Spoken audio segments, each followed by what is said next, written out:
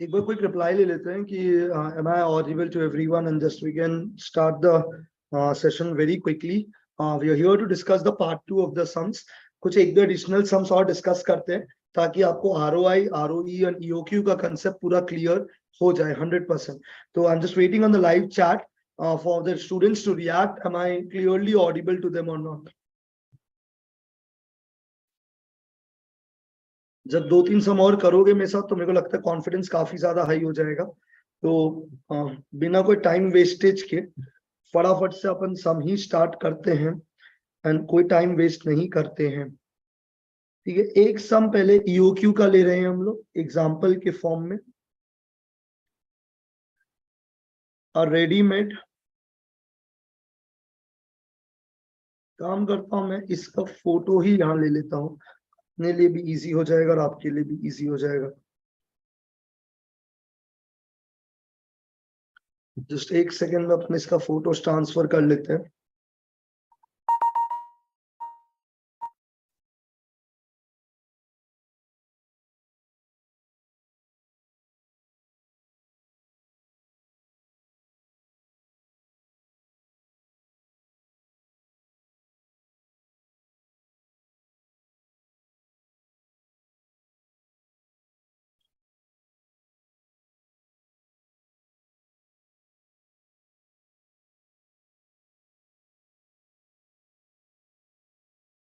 चलिए, बहुत बढ़िया. आई होप कि मेरा फोटो आपको विजिबल है. एकदम जल्दी से अगर हम लोग इसको डिस्कस कर लेंगे तो हमारे लिए इजी रहेगा सम करने wise.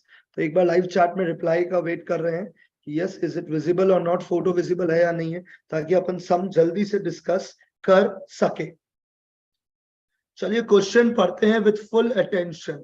The shop, a readymade garment retail shop, sold 5,000 shirts at rupees 200 per shirt during the year ended 31st March 2014. मतलब ये 5,000 शर्ट साल में बेचता है. इससे हमें ये पता चल गया कि इसका एनुअल डिमांड कितना शर्ट्स का है. 5,000 शर्ट्स का है. Yes, so what is the annual demand? 5,000 shirts at rupees बोल रहा है 200 per shirt. That's okay, doesn't matter to me right now. The cost of placing an order and receiving good is rupees 1,000 per order. ये क्या cost है अगर कोई बोल सकता है तो? This is ordering cost. What is my ordering cost? Rupees 1,000 per order. ठीक है यार. इन्वेंट्री, इसका सिंबल याद है आप लोग को? क्या था? डी था. इसका सिंबल क्या था अगर किसी को याद है तो इजी रहेगा. इसका सिंबल था अपना पी.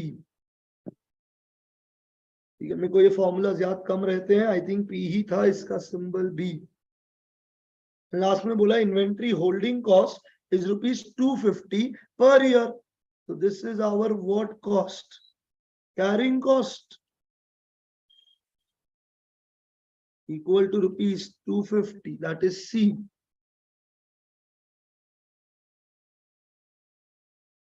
Okay, I think ना यहाँ पे मेरे लिखा हुआ है शायद sold 500 shirts. मेरे को लग रहा है ऐसा कुछ प्रिंटिंग मिस्टेक है इसके अंदर. तो या तो 500 पे कर लेते हैं, कोई दिक्कत नहीं है मेरे हिसाब से. तो let us solve the sum at 500 shirts. मैंने गलती से 5,000 बढ़ाओ, कॉमा वियर्ड है. मेरे हिसाब से 5,000 होना चाहिए था क्या? चलिए एनीवे, ठीक है.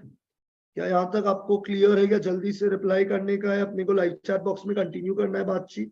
ठीक है, तो मैंने क्या किया, यहाँ तक समझ आ गया तो बहुत ही बढ़िया होगा. अपने लिए आना तो चाहिए समझ में. यहाँ तक EOQ निकालने बोला था, मैंने 3 चीजें जो थी वो कॉपी कर लिया. सबसे पहले एनुअल डिमांड कितना शर्ट के? 500. हो सकता है प्रिंटिंग मिस्टेक हो, सैंपल पेपर से उठाया हुआ एग्जाम है.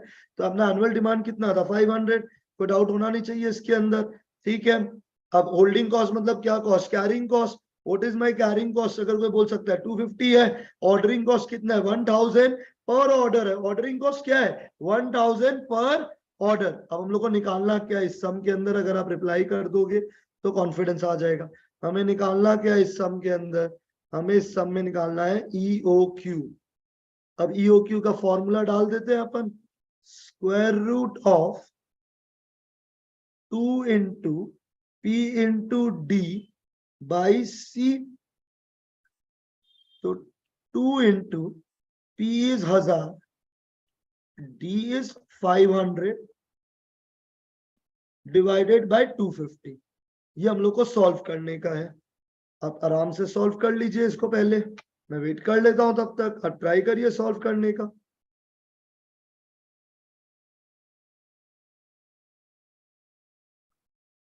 This will be the square root of 4000।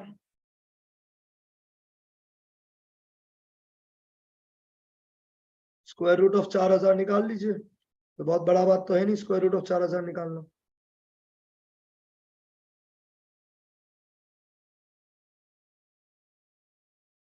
कुछ कैलकुलेशन गलतियां तो नहीं की है हमने शायद। 2 into 1000 into 500 डिवाइडेड बाय 250 इस 4000, और हमें 4000 का स्क्वायर रूट चाहिएगा, वो आप सॉल्व कर लीजिएगा। मेरे को अभी भी लगता है कि 500 शॉर्ट्स नहीं होना चाहिए, कितना होना चाहिए, 5000 शॉर्ट्स होना चाहिए, तब जाके इस सम हम लोग का परफेक्टली सॉल्व हो जाता, even in the exam hall. ठीक है, एक बार जल्दी से बता दीजिए, अगर आपको समझ आ गया तो बहुत बढ़िया, मेरे कॉन्फिडेंस के लिए भी अच्छा रहेगा। चलिए, आया या नहीं आया एक बार रिप्लाई कर दीजिए, मैं वेट कर रहा हूँ। क्या फॉर्मूला लगाया हमने, 2 into D into P by C। I hope this is clear. ठीक है, सबको समझ आ गया होगा, मैं ऐसा मान रहा हूं।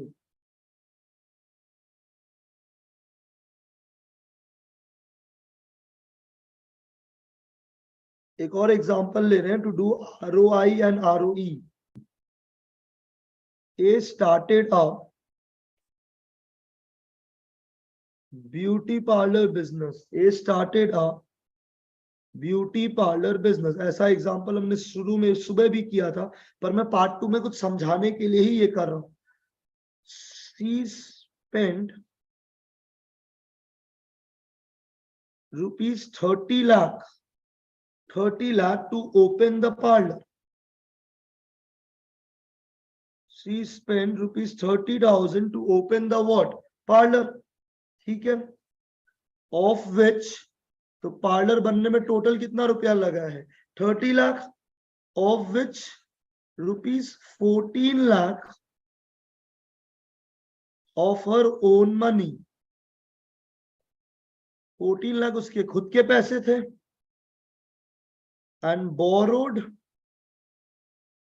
rupees 16 lakh at the rate 14% per annum। कोई झमेला नहीं है यहां तक। 30 लाख रुपया लगा है, खुद का पैसा 14 लाख, उसको बोलता है इक्विटी। डेट कितना रुपया, 16 लाख, उसका इंटरेस्ट दिया हुआ है। Sales rupees 1,60,000 per month. एकदम क्लियर मेंशन कर दिया है, ये जो सेल है ये पर मंथ है। आई लाइक इट, बहुत बढ़िया, अच्छे से बोलने से क्लियर रहता है सब में। COGS rupees 60,000 per month. चलो, ये भी क्लियर बोल दिया कि सेल भी पर मंथ है और COGS भी पर मंथ है। फिर आगे बोल रहे हैं इन लोग fixed expenses for that month. Now I like this sum, ये CBSE का सम है, तो क्लियर बोल रहे हैं fixed expenses for that month. पर बुक में क्लियर नहीं बोलता था कि फिक्स्ड एक्सपेंसेस मंथली या एनुअली है। तो fixed expenses for that month is rupees 60,000, मतलब ये तो मंथली फिक्स्ड एक्सपेंसेस है, सब कुछ अभी तक मंथली है। Salary rupees 40,000, rent rupees 20,000। ठीक है यार।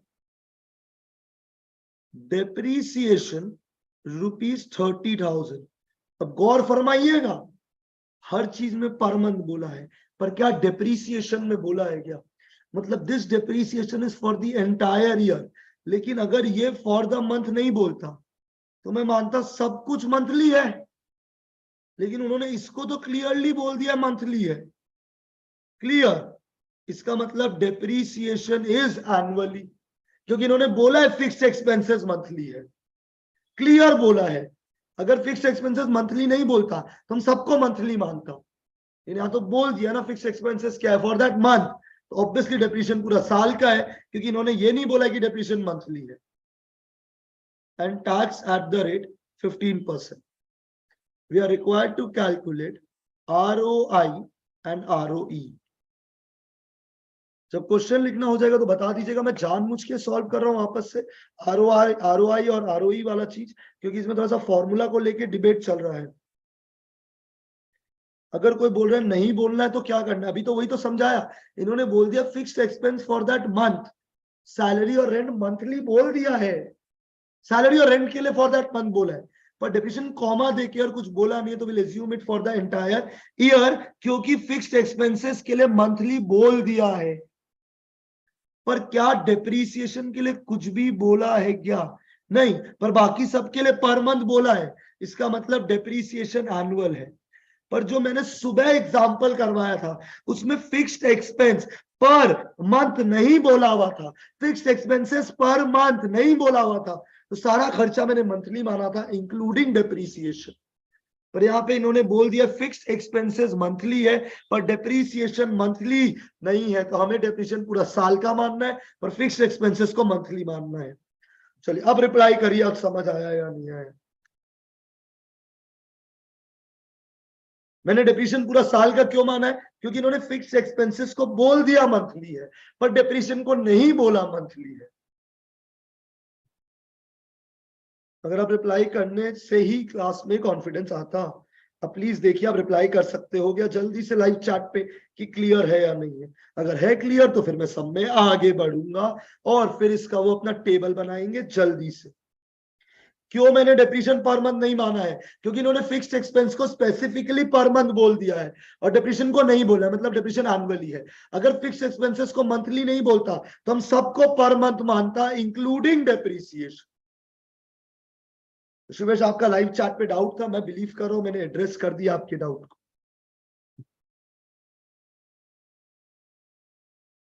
अब हम लोग कर रहे हैं सोल्यूशन, और सोल्यूशन में बना रहे हैं हम लोग टेबल, पर्टिकुलर रुपीस करके टेबल बना लेते हैं। थोड़ा सा ROI का कंफ्यूजन है फॉर्मूला को लेके, उसको भी दूर कर देंगे अभी पूरा का पूरा, ठीक है, ताकि कोई दिक्कत अराइज नहीं हो। ठीक है यार, बताओ इक्विटी कितना है, वेरी वेरी इंपॉर्टेंट। इक्विटी कितना है अगर आप बोल सकते हो मेरे को। खुद का पैसा कितना है? 14 लाख है। इक्विटी 14 लाख है। लोन या डेट जो भी आप चाहो कितना रुपया है? 16 लाख है। सही है यार, 14 लाख खुद का पैसा है, 16 लाख बोरो किया है। This is the total investment.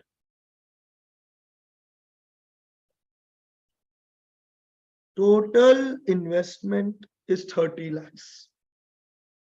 So equity is 14 lakh, debt is rupees 16 lakh, making the total investment to be कितना रुपया? 30 lakhs. अब सबसे पहले सेल, एक एक करके शुरू करते हैं। और सबसे पहले क्या करेंगे हम लोग? सेल। सेल के लिए क्या बोला इन्होंने, अगर हम लोग जल्दी से प्रिपेयर्ड रहे आगे के लिए, सेल के लिए क्या बोला है? 1,60,000 इंटू 12, 19,20,000। ये हम लोग का क्या कंप्लीट हो गया है? सेल्स। अब सेल में से क्या माइनस करेंगे हम लोग? COGS कितना? 60,000 इंटू 12, 60,000 इंटू 12 कितना आएगा? 7,20,000। इससे मेरे को मिल गया है ग्रॉस प्रॉफिट। मेरा ग्रॉस प्रॉफिट आ गया है 12 लाख, सिंपल भाषा में। अब इस ग्रॉस प्रॉफिट में से क्या माइनस करूंगा मैं? Fixed cost. एक एक करके माइनस कर देता हूं। फिक्स्ड कॉस्ट, फिक्स्ड कॉस्ट में क्या क्या है अपना? Salary, salary will be per month बोल दिया था तो 40,000 इंटू 12, 4,80,000। इनर कॉलम में लिख लेते हैं सैलरी 4,80,000। सैलरी के बाद क्या है? रेंट है। रेंट कितना बोला है? 20,000। तो 20,000 into 12 is 2,40,000 और डेप्रीसिएशन मंथली नहीं मान रहा हूं मैं। अगर एग्जाम में डर लगे ना तो नीचे नोट लिख देना कि fixed expenses per month mention था तो पर मंथ लिया, पर डेप्रीसिएशन कुछ नहीं बोला तो हमने पर एनम माना है इसको। और कितना रुपया माना है? 30,000।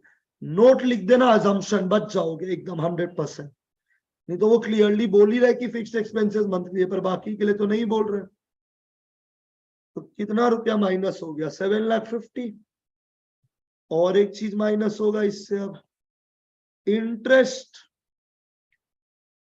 एक काम करते, मैं इसको एक्चुअली यहाँ पे एक चीज लिख देता हूं, मैंने लास्ट टाइम नहीं लिखा था, बेटर होगा आपके लिए, which will be called as EBIT, earning before interest and tax. Earning before interest and tax is 4,50,000।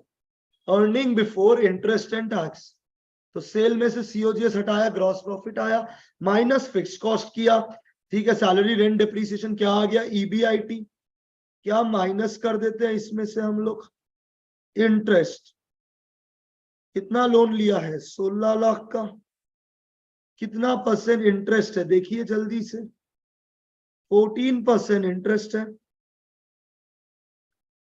Into 14%, तो 2,24,000 माइनस हो जाएगा इसमें से। ठीक है यार, will arrive at profit before tax. Profit before tax 2,26,000 आ गया मेरा। अब इसमें से क्या माइनस करने बोला है? टैक्स। एट द रेट कितना परसेंट?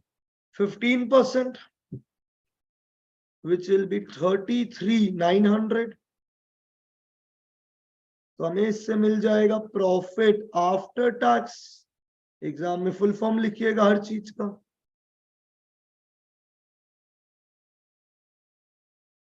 1,92,100। ये टेबल था, इसमें एक दो चीज EBIT नया लिख दिया जो मैंने लास्ट टाइम नहीं लिखा था, दैट्स प्रेजेंटेशन बेसिकली। ठीक है, जब ये टेबल पूरा बन जाए और क्लियर हो जाए तब हाँ बोल दीजिएगा, तब आगे का बातचीत अपन करेंगे।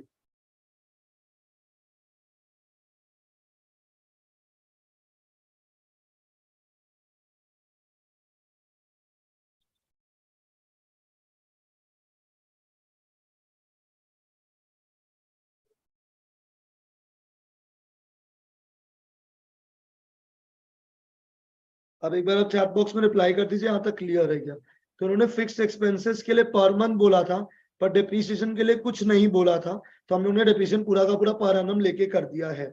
ठीक है, बेटर है आप डिप्रीसिएशन के लिए नोट लिख दीजिएगा, आप बच जाओगे, क्योंकि ये क्लियर नहीं बोल रहा है क्या बोलना चाह रहा है डिप्रीसिएशन के रिगार्डिंग। पर बाकी पर वो है तो हम लोग ने वही मान लिया है। चलिए, हम रुका हुआ है, जल्दी से बोलिए यस या नो, यस या नो, यस या नो। अब मेन चीज जो मेरे को आपको एक्चुअली समझाना था, तो देखो यार, ROE तो हम लोग के दिमाग में सेट है। ROE का फॉर्मूला है net profit after tax divided by equity into 100। और इस प्रॉब्लम, इस फॉर्मूला से ना मेरे को जीरो कंप्लेन है। नेट प्रॉफिट आफ्टर टैक्स बोला है, नेट प्रॉफिट आफ्टर टैक्स बोला है। कुछ लोग बोल रहे हैं ये सम स्कूल में करवाया था, पर फिक्स्ड एक्सपेंसेस मल्टीप्लाई नहीं किया 12 से। अब कैसी बातें कर रहे हो? यहाँ तो सब में बोल दिया है ना, fixed expenses for that month, so it has to be multiplied by 12. It cannot be done without multiplication of 12. Impossible is the word. It is for that month into 12 होगा।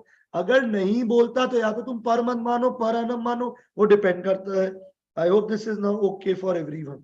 ठीक है, किसी और को कोई डाउट है प्लीज पूछिए भाई, मतलब इतना कंफ्यूजन है ये पर मंथ पर एनम ये सबको लेके। यहाँ बोल दिया पर मंथ तो मैंने इंटू 12 किया है, डिप्रीशिएशन के लिए कुछ नहीं माना तो मैंने मान लिया है पूरा एनम का है, क्योंकि बाकी सब कुछ तो पर मंथ है। I hope this is clear to everyone. I hope this is clear to everyone. अब हमें सब में दो चीज निकालना है। क्या क्या दो चीज निकालना है? ROE और ROI और व्हाट? ROI और क्या? ROE निकालना है अपने को। ठीक है, अब ROE का फॉर्मूला मैंने लिख दिया। क्या फॉर्मूला लिखा मैंने ROE का? Profit after tax divided by what? Equity. Profit after tax divided by what? Equity. अब प्रॉफिट आफ्टर टैक्स अपने को पता है 192, 100 डिवाइडेड बाय इक्विटी, इक्विटी किसका पैसा, ओनर का पैसा, कितना रुपया 14 लाख इंटू व्हाट 100। इससे हमें क्या पता चल जाएगा, ROE। ठीक है यार, पर आपको पता है सब में एक और चीज निकालने बोला, ROI।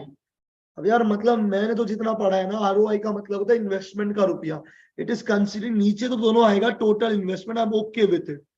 पर आपका एनसीईआरटी बुक बोल रहा है ऊपर आएगा नेट प्रॉफिट आफ्टर टैक्स। ये बहुत ही वियर्ड है। I have never seen a formula like this of ROI। It is normally earning before interest and tax. तो हर बुक अलग अलग बोल रहा है, पर एनसीईआरटी जो बोल रहा है वही कर लेते हैं। We are taking profit after tax. और जैसे ही मैं ये कर रहा हूं ना, मैं एग्जाम में एक नोट लिखूंगा, we are assuming ROI has been calculated on the basis of profit after tax। उपाय नहीं है मेरे पास, ये लिखिएगा जरूर। What is the profit after tax? 190 to 100 divided by the total investment. Now what is the total investment? 30 lakh into what? 100। ये होने से अपना सम हो जाएगा। तो मैं क्यों ये क्लास लिया हूं, इस ROI का फॉर्मूला पे क्लियर करने के लिए। Although the second formula is also acceptable, which is EBITDA, earning before interest, depreciation, tax, amortization, लेकिन ये नहीं कर रहा है CBSE। पर मैंने फिर भी निकालना सिखा दिया, क्योंकि लोग रियल लाइफ में तो EBIT ही लेके करते हैं। लेकिन we have done all the scenario. पर मेरा एडवाइस यही होगा कि आप यही फॉलो करिएगा, क्योंकि एनसीईआरटी ये फॉलो करता है। तो we are following hardcore on the basis of what, NCERT. उसके लिए मैंने ये किया है। ठीक है, किसके अजम्पशन पे, एनसीईआरटी के अजम्पशन पे, मेरे अजम्पशन पे नहीं, एनसीईआरटी। पर अभी भी मैं बोल रहा हूं ये कंसेप्चुअली एकदम गलत है, एकदम गलत है। मतलब एकदम बोंधुगिरी है ये फॉर्मूला लगाना। पर सीबीएसई का देन है, जो वो देन दे कर लीजिए और नोट लिख दीजिएगा। हम तो हर जगह नोट लिख के आता, क्योंकि इतना एम्बिग्यूटी हो रहा है सम्स के अंदर। ठीक है, और ये तो इंटू 12 होगा ही होगा, 5000%, because fix expenses for that month बोल दिया, फॉर दैट मंथ इंटू 12 होना ही होना है। पर क्योंकि बाकी सब खर्चा पर मंथ था और उन्होंने डेप्रिसिएशन के लिए कुछ भी मेंशन नहीं किया, we are taking depreciation to be per annum. पर जब हमने सुबह सम किया था, उसमें फिक्स्ड एक्सपेंसेस के लिए भी कुछ नहीं बोला था, डेप्रिसिएशन के लिए मैंने सब कुछ इंटू 12 लेके कर लिया। तो मैंने माना सारा खर्चा मंथली है। तो आप नोट लिख दीजिएगा, जो भी कर रहे हो, मेरे को लगता है that's the best way. That's it from my side. I do wish you guys all the best. ठीक है, मेरे को लगता है क्लियर हो गया होगा। Do watch the break even point analysis वाला वीडियो, ताकि आपका BEP एनालिसिस का सम क्लियर हो जाए। आई होप अब ROE और ROI क्लियर है। तो एक बार सम अप करने के लिए, अपना रेस्पॉन्सिबिलिटी पूरा करने के लिए, EOQ का formula 2 into P into D by C। ROE का फॉर्मूला से no complaints, it is net profit by what, equity into 100। अब ये सेम ROI तुम अकाउंट्स में भी पढ़ेगा और वहां पे इसका फॉर्मूला अलग होगा। तो फ्रस्ट्रेट मत होना, ये यहां पढ़ के भूल जा। इसका भी इन लोग क्या लिया है, net profit, but this has been divided by the total investment into 100। ये हमारा पढ़ाई है overall. I hope everyone is satisfied and all the best guys. Hopefully आपको क्लियर है। एक चैट बॉक्स पे, लाइव चैट पे रिप्लाई कर दीजिएगा। That's it from my end. Thank you so much.